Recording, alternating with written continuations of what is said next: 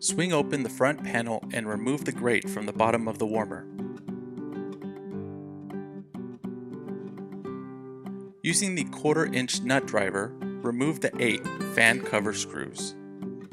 Note that the screws do not have slots, therefore a screwdriver cannot be used. Carefully open up the cover to the right side of the fan, being mindful of the capillary. Disconnect the 2 pull terminals.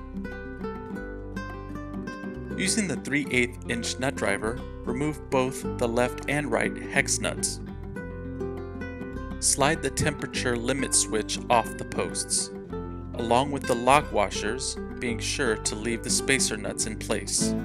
Slide the new part onto the posts and against the spacer nuts.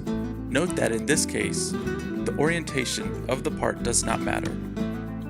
Replace the lock washers and twist on the hex nuts.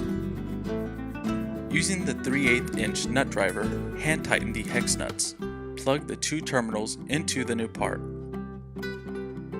Note, there is no wrong way to plug these in. Carefully replace the fan cover, never letting the bulb touch the heating element as this will cause a short. Using the 1/4 inch nut driver, screw in all 8 screws.